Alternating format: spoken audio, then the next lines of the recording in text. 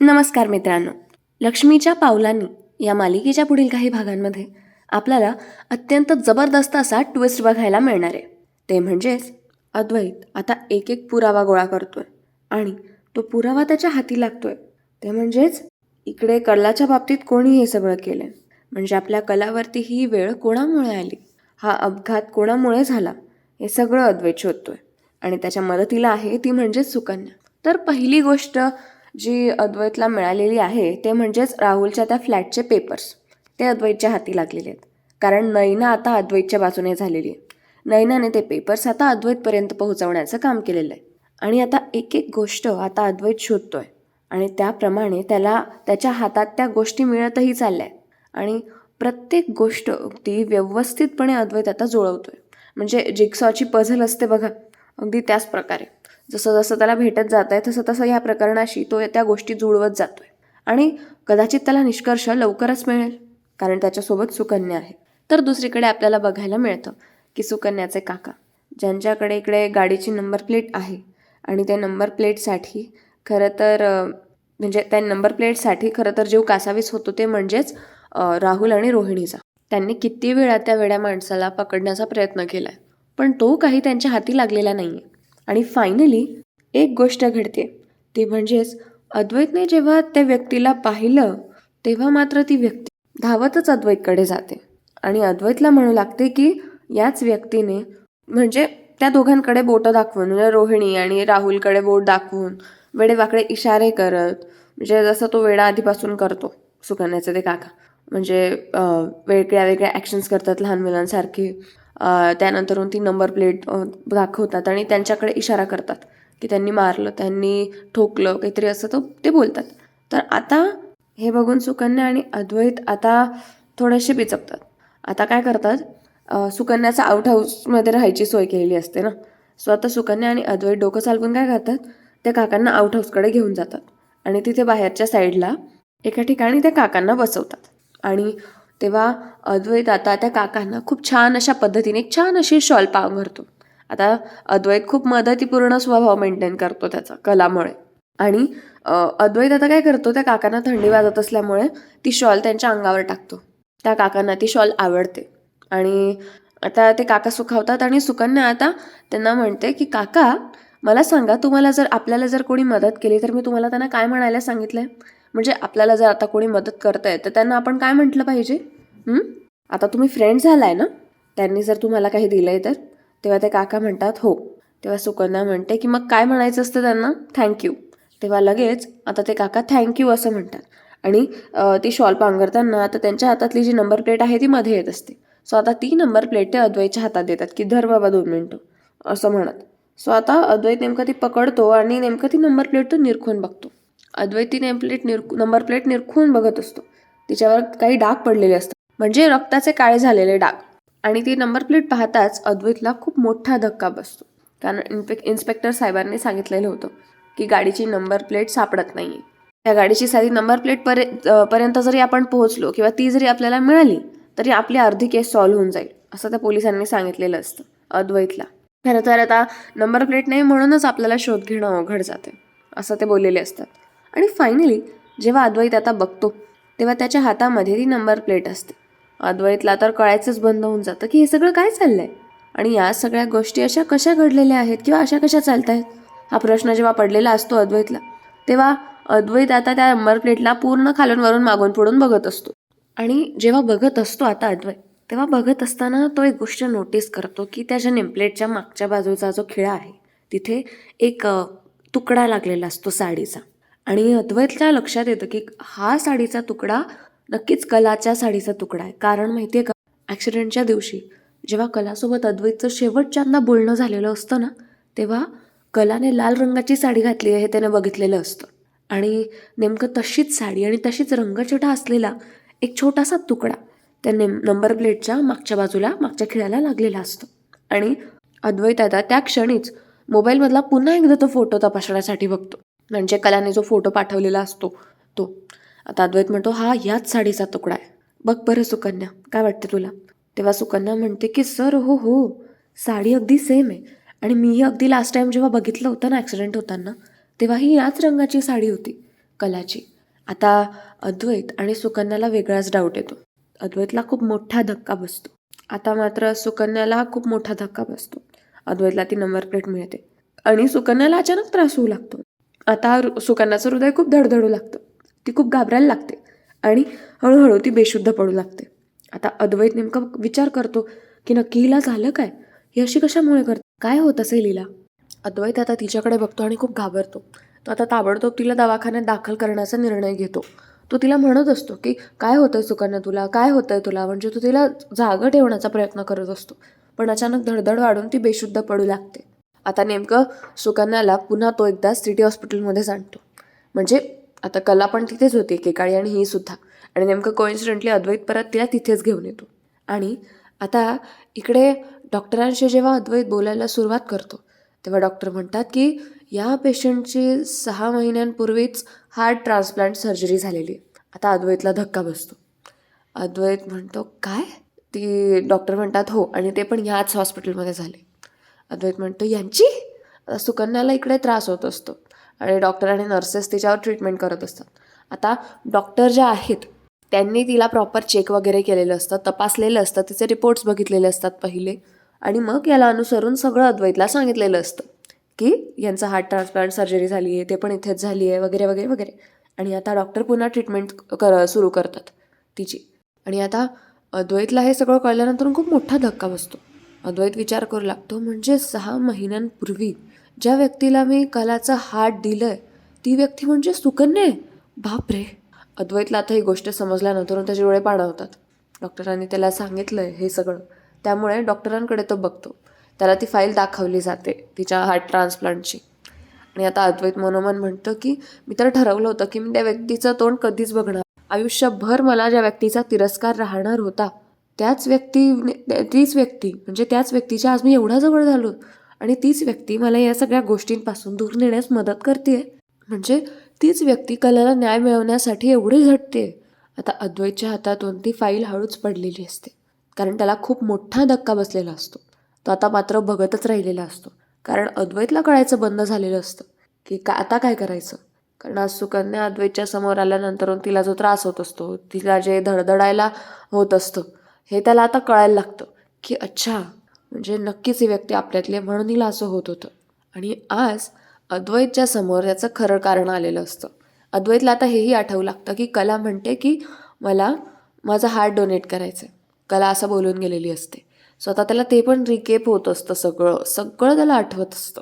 अद्वैत तोपर्यंत सुकन्याचे रिपोर्ट्स बघतो आणि ते रिपोर्ट्स ओव्हरऑल चेक करतो.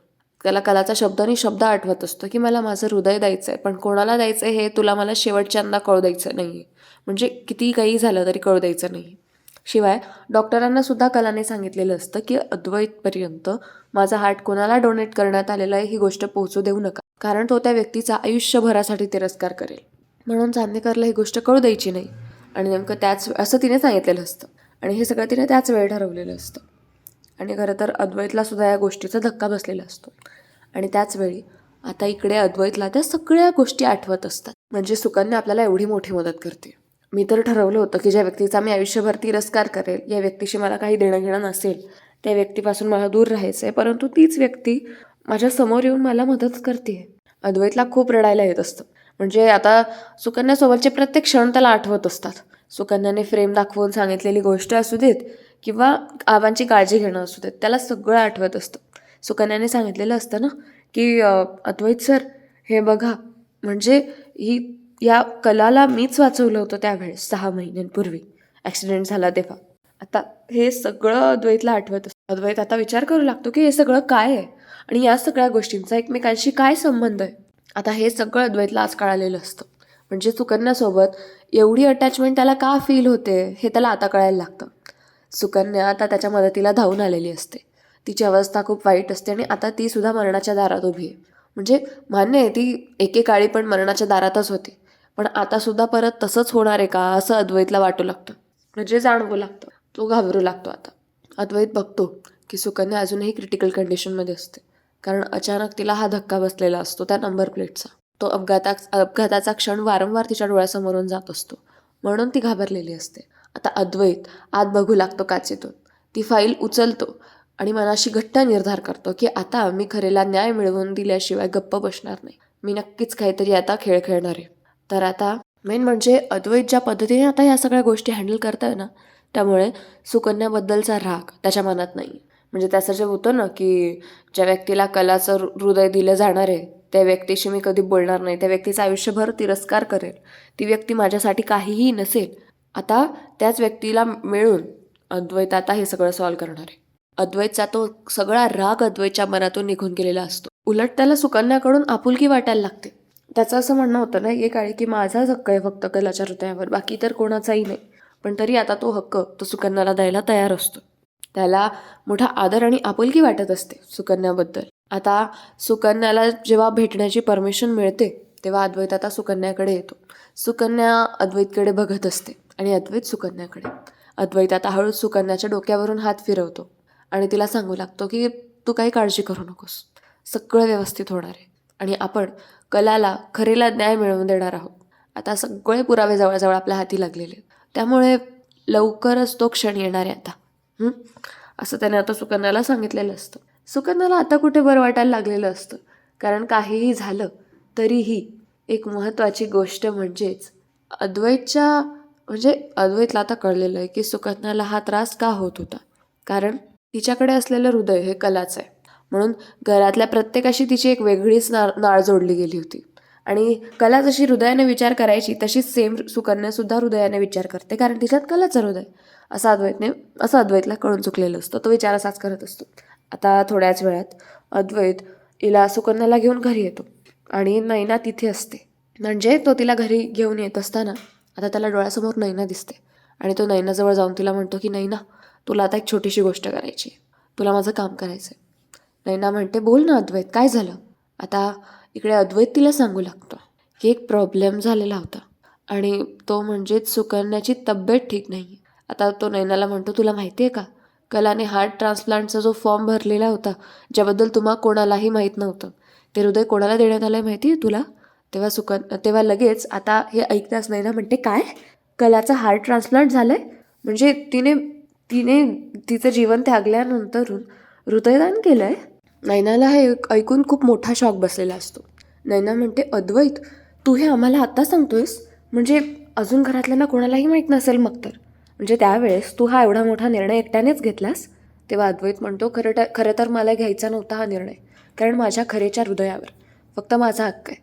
पण मला नाईलाजाने तसा निर्णय घ्यावा लागला, कारण खरेची ती शेवटची इच्छा होती. कला मला म्हणाली होती की मला हृदयदान करायचं आहे. मी जरी या जगात नसले तरी मला माझं हृदय कायम जागृत ठेवायचं आहे. आणि तुला माहिती आहे का ते हृदय कोणाकडे देण्यात आलेलं आहे. तेव्हा लगेच नैना म्हणते कोणाला देण्यात आलं आहे. तेव्हा इकडे आता अद्वैत सांगू लागतो की नैना, ते हृदय कलाने सुकन्याला दिलेलं आहे. आणि हे ऐकताच आता नैनाला खूप मोठा धक्का बसतो. आता अद्वैत म्हणतो खरं तर त्यावेळेस सुकन्याने जेव्हा कलाचा जीव वाचवला तेव्हा एका बाजूने ती सुद्धा ॲडमिट झालेली होती, कारण तिला हृदयाचा त्रास होता. आता तिचं जर त्याच वेळी ताबडतोब हार्ट ट्रान्सप्लांट झालं नसतं तर ती मरणाच्या दारात होती असंही. तिचा जीव तिने गमावला असता. सुकन्याने तिला त्यावेळेस हार्ट ट्रान्सप्लांट सर्जरीची अतोनात गरज होती असं डॉक्टरांनी सांगितलेलं होतं. आणि अशाच वेळी कलाने तो हृदयदानाचा निर्णय घेतला होता एका मुलीचा जीव वाचवण्यासाठी. अशा प्रकारे कलाने ते हृदय सुकन्याने दिलंय. आता नैना आणि कला दोघंही एकमेकींना मिठी मारून रडू लागतात. आणि आता त्याच वेळी नैना इकडे म्हणते की काळजी करू नकोस, सगळं व्यवस्थित होणार आहे. सुकन्या म्हणते मी आहे ना तुमची काळजी घ्यायला. आता अद्वैत म्हणतो थोडे दिवस तू आबांकडेही लक्ष दे, पण सुकन्याकडेही लक्ष दे. आता अद्वैत हे सुकन्याला नसतो सांगत, अद्वैत हे नैनाला सांगत असतो. सुकन्या आपल्यातच राहील आणि आता सुकन्या जोवर बरी होत नाही तोवर नैना थोडं आबांकडे पण बघ आणि सुकन्याकडे पण. आता सुकन्या आजारी जरी असली तरी ती आबांची काळजी घेणं सोडेल असं मला काही वाटत नाही, म्हणून निदान तिच्याकडे तरी लक्ष दे असं अद्वैत नैनाला सांगतो. आणि नैना म्हणते अर्थातच, मी नक्की तिची काळजी घेईन, तू काही काळजी करू नकोस, मी आहे तिच्या बरोबरीने. ओके. आता सुकन्या आणि नैना दोघंही एकमेकींना पुन्हा पुन्हा मिठी मारतात आणि रडत असतात. नैना म्हणते की माफ कर गं मला, खरंच मी तुला कधीच नीट सांभाळू शकले नाही, कधी समजून नाही घेतलं. पण आज तुझं हृदय ज्या व्यक्तीकडे आहे त्या व्यक्तीला तरी मी सांभाळणार आहे आणि माझं मोठ्या बहिणीचं जे कर्तव्य आहे ते मी पुन्हा पार पाडणार आहे असं नैना आता सुकन्याच्या हृदयाशी बोलत असताना तिला सांगत असते. आणि ती खूप रडत असते. तिला बिचारीला खूप वाईट वाटलेलं असतं आणि ती म्हणत असते की सुकन्या, तू माझ्या कलासारखीच आहे माझ्यासाठी. त्यामुळे आता इथून पुढे तू अजिबात काळजी करू नकोस. मी तुझ्यासोबत आहे ना, कुठल्याही गोष्टीचा विचार करू नकोस. हं? आता असं म्हणत नैनाला सुकन्याने मिठी मारलेली असते. म्हणजे त्या दोघंही एकमेकांना आता मिठी मारतात. तर दुसरीकडे आता तितक्यात अद्वैत म्हणतो, आता पुढच्या गोष्टी आपल्याला शोधाव्या लागणार आहेत. म्हणजे काल जी नंबर प्लेट आपल्याला मिळालेली आहे आता, तर त्या नंबर प्लेटबद्दल मी आता पोलिसांना इन्फॉर्म करतो. त्यांना तो नंबर कळवतो. ओके? कारण आता अद्वैतला त्यांच्यापर्यंत ती गोष्ट पोचवायचीच असते. आता काल हॉस्पिटलमध्ये हिला सुकन्याला ताबडतोब नेल्यामुळे ते जमलेलंच नसतं. म्हणजे पोलिसांपर्यंत ती नंबर प्लेट गेलेलीच नसते. त्यामुळे आता अद्वैत खूप घाई करतो आणि लगेच पोलिसांना फोन लावून सगळं सांगू लागतो. आता इकडे जे घडलेलं असतं ते म्हणजेच तेव्हा नेमकं त्याच वेळेस अद्वैतने फोन केलेला असतो. म्हणजे या सगळ्या गोष्टी घडत असताना त्याला लगेच सांगायचं होतं पोलिसांना हे. पण सुकन्याची तब्येत बिघडल्यामुळे तिला हॉस्पिटलमध्ये घेऊन जावं लागलेलं असतं आणि आता फायनली अद्वैत ती नंबर प्लेट घेतो आणि पोलिसांकडे जाऊ लागतो त्यांना भेटायला. आता अद्वैत फायनली पोलिसांकडे जातो, म्हणजे पोचतो आणि काहीही करून पोलिसांकडे ती नंबर प्लेट देणं गरजेचं आहे हे त्याला माहिती होतं. म्हणून अद्वैतने तो निर्णय घेतलेला असतो आणि तो निघालेला असतो पोलीस स्टेशनात जायला. त्याचबरोबरीने नैना आता इकडे सुकन्याची काळजी घेत असते. अद्वैत पोलिसांशी कॉन्टॅक्ट करतो, त्यांना सगळ्या गोष्टी सांगतो आणि त्यानंतर इकडे नैना आता थोड्या वेळात अद्वैतला म्हणते की अद्वैत, आता त्या प्रॉपर्टी पेपर्सचं झालेलं आहे आणि त्याचबरोबरीने नंबर प्लेटसुद्धा मिळालेली आणि कलाने जे लिहून ठेवलेलं होतं ते सुद्धा आपल्याला मिळालेलं आहे. मग आपण आणखीन का थांबलेलो आहे? अजून कसली वाट बघतोय आपण? असं आता नैना विचारू लागते अद्वैतला. अद्वैत म्हणतो आणखीन काही पुरावे बाकी आहेत. म्हणजे पोलीस त्यांच्या बाजूने तपास करताय, पण आपल्याला आणखीन स्ट्रॉंग आणि ठोस पुरावे लागतील. आणि त्यात पोलीस पण तर चौकशी करताच आहेत ना. आता एकदा का पोलिसांना कळलं की नंबर प्लेट कोणाच्या नावावर रजिस्टर आहे, म्हणजे राहुल आणि रोहिणीच्या नावावरती रजिस्टर आहे असं जर पोलिसांना कळलं तर मग ते संपले. त्यामुळे थोडा आपण पेशन्स ठेवला पाहिजे. तरी पण आता नैनाला वाटत असतं की या सगळ्यामध्ये जर राहुल अडकला तर, परंतु हे सगळं घडत असतं तेव्हा ती म्हणते की आत्ता मी माघार घेणार नाही.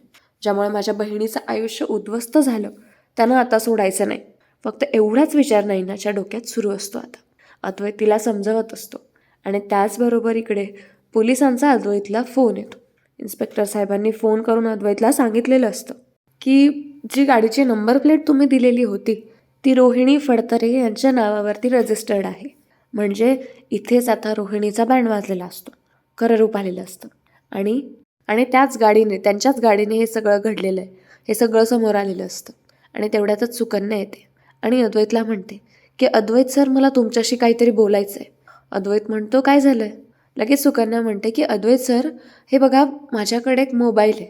हा मी तुम्हाला मागे म्हणाले होते ना की जेव्हा अपघात झाला तेव्हा मी स्वतःच बेशुद्ध पडले होते.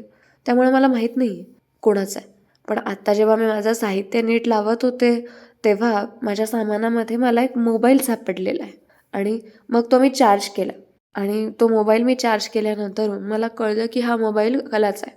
कारण डिस्प्लेला तुमच्या दोघांचा फोटो तिथे वरती आहे. इतक्या दिवसांपासून माझं कधी लक्षच गेलं नव्हतं. तो फोन फक्त माझ्या बॅगेत पडलेला होता. पण आज माझं लक्ष गेलं आणि तो मोबाईल जो आता सुकन्याने आणलेला असतो तो अद्वैतला ती देते. तो मोबाईल लॉक असतो आणि म्हणून ती आता तो मोबाईल अद्वैतला सुपूर्द करते. फायनली तो मोबाईल आता अद्वैतच्या हाती आलेला असतो आणि अद्वैतने आता त्या मोबाईलचं लॉक उघडलेलं असतं. त्याला माहीत असतं ना. आणि आता त्याच मोबाईलमध्ये आता त्याला गॅलरीमध्ये एक व्हिडिओ दिसतो. आता तो व्हिडिओ जेव्हा अद्वैत पाहतो तेव्हा तो व्हिडिओ पाहता क्षणी अद्वैतला खूप मोठा धक्का बसलेला असतो. कारण तो व्हिडिओ म्हणजे साधासुद्धा व्हिडिओ नसून तर तो कलाने बनवलेला व्हिडिओ असतो, ज्यामध्ये राहुल, रोहिणी आणि तो वकील रत्नपारखी वकील म्हणजे ॲडव्होकेट रत्नपारखी ते तिघही एकमेकांशी बोलत असतात. प्रत्येकाच्या फोटोवर काट मारून प्रॉपर्टी कशी हडपली जाईल याचा विचार करत असतात. अद्वैतला कसं संपवायचं याबद्दल सगळं ते बोललेले असतात आणि ते सगळं त्या फोनमध्ये रेकॉर्ड झालेलं असतं आणि अद्वैत आता हेच सगळं बघतो. आणि आता त्या व्हिडिओमध्ये असंही असतं की ते दोघंही बोलत असतात की सगळ्यात आधी आता अद्वैतला संपवायचं, सगळी प्रॉपर्टी आपल्या नावावर करायची आणि मगच कलाला संपवायचं. आता काहीही झालं तर या गोष्टी आपण आपल्या पद्धतीने करणार आहोत असं त्यांचं बोलणं झालेलं असतं. आणि हा व्हिडिओ आता अद्वैतच्या हाती लागल्यानंतर त्याला खूप मोठा धक्का बसलेला असतो.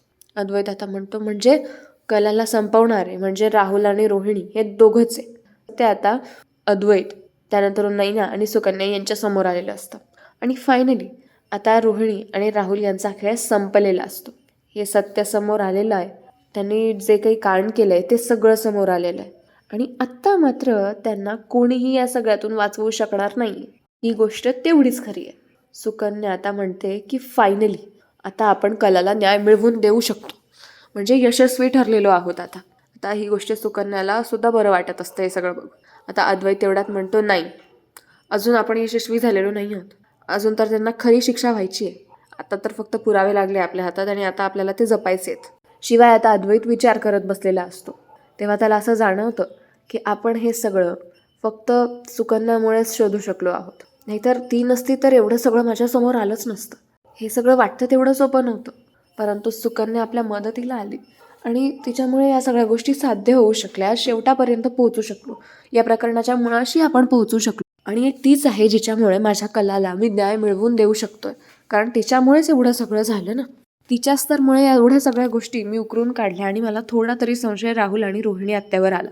म्हणजे हे सगळं आता अद्वैतच्या लक्षात आलेलं असतं. आणि अद्वैत म्हणतो की आत्ता एकच शेवटचा घाव घालायचा आहे, ते म्हणजेच रोहिणी आत्याला पोलिसांच्या ताब्यात द्यायचं आहे. कारण आत्तापर्यंत खूप झालं आहे, खूप सहन केलं गेलं, खूप ऐकलं गेलं. पण आता नाही, काहीही झालं ते रोहिणी आत्या आणि राहुल या दोघांना त्यांच्या पापाची शिक्षा मिळाली पाहिजे, हे अद्वैतने ठरवलेलं असतं. कारण यांच्यामुळे माझी कला माझ्यापासून दूर गेली आणि फायनली त्या गोष्टी आता समोर येऊ लागलेल्या असतात.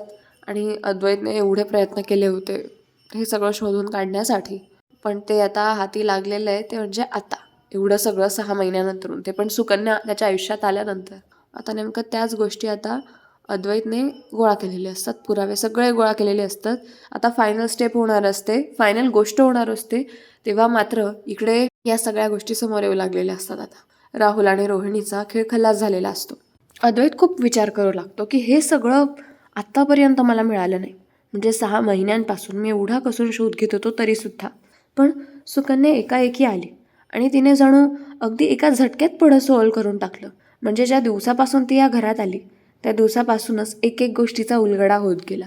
आणि एक एक दिवसात एक एक उलगडा झाल्यानंतरून मी थेट सत्यापर्यंत पोहोचलो. म्हणजे नक्कीच सुकन्याला या घरामध्ये नक्कीच देवी आईने पाठवलेलं होतं, किंवा हा सगळा खेळ देवी आईनेच रचलेला होता.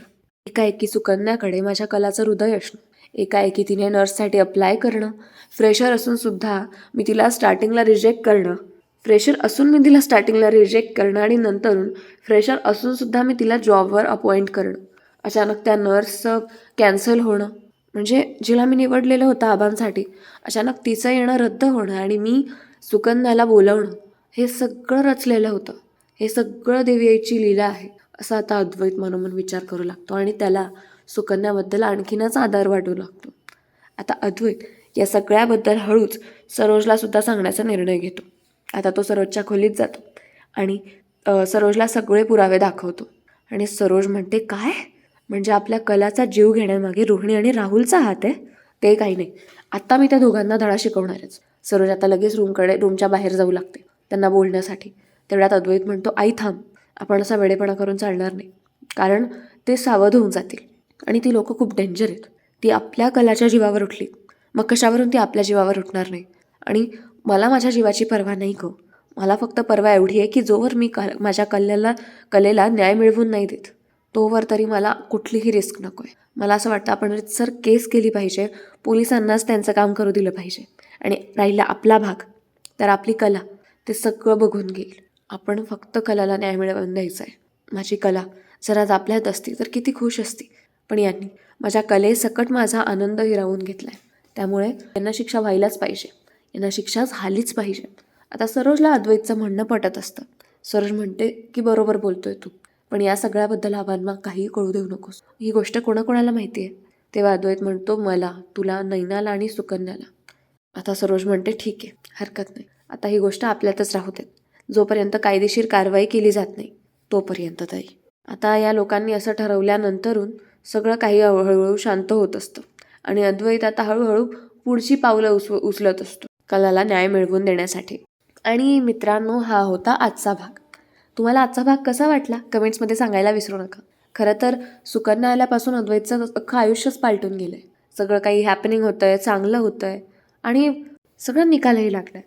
सो तुमच्या तर मनासारखं होत असेल, म्हणजे प्रेक्षकांच्या अगदी मनासारखी मालिका चालली आहे. आणि फायनली आता लवकरच आपल्या कलेला पुढील काही भागांमध्ये न्यायसुद्धा मिळणार आहे. शिवाय अद्वैत ज्याने सुकन्याचा तिरस्कार करायचं ठरवलं होतं, म्हणजे सुकन्याच नव्हे तर कलाचं हृदय ज्या कुण्या व्यक्तीकडे जाईल त्या व्यक्तीचा तिरस्कार करायचं ठरवलं होतं आणि आता अद्वैत त्याच व्यक्तीच्या एवढ्या जवळ आला आहे. मैत्रीपूर्ण संबंध प्रस्थापित झाले. उद्या उठून जर आणखीन ते जवळ आले तर कदाचित त्यांचं लग्नही होऊ शकतं असं मला वाटतं. तुम्हाला काय वाटतं याबद्दल कमेंट्समध्ये नक्की सांगा. आता वळूया आपल्या डेली कमेंट सेक्शनकडे, ज्यामध्ये प्रेक्षक अगदी भरभरून आपल्याला प्रतिसाद देतात. ज्यात पहिली कमेंट आज आपल्याला बघायला मिळणार आहे ती म्हणजे सुशिला मस्के यांची. त्या म्हणतायत, खरंच कलाची आठवण येते पण सुकन्या छान आहे. ओके, मला ताई तुझ्या आवाजात मालिका ऐकायला आवडते, थँक्यू. त्यानंतर आहेत प्रफुल्ल सोनवणे, सुकन्याचं काम छान आहे ताई. ओके, तुम्ही खूप छान सांगताय, थँक्यू. सुकन्याचं काम खरंच मलाही खूप आवडलं आहे. त्यानंतर आहेत कुंदा सावंत. कुंदा सावंत खूप खुश दिसत आहेत आज. त्यांचं म्हणणं आहे आजचा एपिसोड छान होता, म्हणजेच कालचा. शेवटी गाडीची नंबर प्लेट आता सापडली. आता सगळे पुरावे अद्वैतला मिळाले आहेत. आता रोहिणी आणि राहुलची बँड वाजणार आहे. Okay okay. त्यानंतर नाहीत शोभा पवार. त्यानंतर तुमचं बोलणं खूप छान आहे. Okay, thank you. तुमची कमेंट करण्याची पद्धत पण खूप छान आहे. त्यानंतर आहेत उमा गुडूप, मोहन बिंदे, अश्विनी केरिकै. ओके, तुम्ही खूप छान समजावून सांगता आणि मालिकेला वेगळं वळण लागलं आहे हे बघण्यास आता इंटरेस्ट आलेला आहे. ओके. सविता मानकर, बापरे खूप छान ताई, तुमचं बोलणं सांगणं छान समजतं. Okay, thank you. मोहन मिंदे, ते पुन्हा म्हणतात मालिका छान सांगता. अंजली खरात आहेत, त्या म्हणतात सुकन्याने खूपच छान काम केलं आहे. त्यानंतर आहेत निर्मला पांगरे, ताई तू पण खूप छान आहेस, खूप मजा येते ताई. Okay, thank you. माझा ना असा दिवस खूप छान जाईल आजचा असं वाटायला लागलं आहे. म्हणजे तसं आता रोजच जातो, कारण मी रोज सकाळी सकाळी हे सगळं झाल्यानंतर जेव्हा कमेंट सेक्शन वाचते तेव्हा मला खूप छान वाटतं. ज्याच्या दिवसाची सुरुवात रोजच खूप छान होते आणि स्पेशली आज मला आणखीनच जास्त छान वाटतंय कारण प्रेक्षक मला भरभरून प्रतिसाद देत आहेत. त्यानंतरून आहेत शुभांगी बडेकर, त्या बऱ्याचदा माझ्या व्याकरणातल्या चुका मला सांगतात, त्यासाठी खरंच तुमचे मनापासून आभार. आणि त्यांना कालचा भाग खूप आवडलेला आहे असं म्हणणं आहे त्यांचं. त्या म्हणतात आवाज छान आहे. उषा पवार आहे, त्या म्हणतात गुड मॉर्निंग ताई. Okay, good morning. Padmaja Karekar, okay, कला नसल्याने या सिरियलमधला प्राण निघून गेला आहे. ओके, आय थिंक ह्या अजूनही मूव्ह ऑन झालेल्या नाही आहे, बट ठीक आहे. गोष्ट तर त्यांनी खरंच सांगितलेली आहे. कला नाही आहे तर खरंच सिरियल अपूर्ण वाटते, बट ठीक आहे, बघूया पुढे काय वळण येते. विजया काटे आहेत, त्या म्हणतात मला असं वाटतं सुकन्याबरोबर चांदेकरचं लग्न नाही होणार. ओके. राहुल रोहिणी जेलमध्ये जातील, कलाला न्याय मिळेल संपताना. Okay okay, thank you so much. त्यांनी म्हटलं आहे की छान असली आहे दीदी. थँक्यू. तर मित्रांनो, हा होता कालचा भाग आणि हा होता कालचा कमेंट सेक्शन. सो मला आजच्याही कमेंट सेक्शनकडून तशीच अपेक्षा आहे की ती कालसारखीच अशीच प्रेमाने व्यक्तींनी भरलेली असेल. आता आपल्या अशाच डेली ट्विस्ट एपिसोड्ससाठी किंवा डेली एपिसोड्ससाठी आपल्या चॅनलला सबस्क्राईब करा, व्हिडिओला लाईक करा आणि तुमचं मत कमेंट्समध्ये सांगायला विसरू नका. चॅनलचं सबस्क्रिप्शन आवर्जून करा, म्हणजे आपला आलेला व्हिडिओ सगळ्यात पहिले तुमच्यापर्यंत पोहोचेल. तेव्हा भेटूया आता पुढच्या व्हिडिओमध्ये लवकरच. मी इथेच माझ्या वाणीला पूर्णविराम देते, थांबते. भेटूया लवकरच, तोपर्यंत धन्यवाद.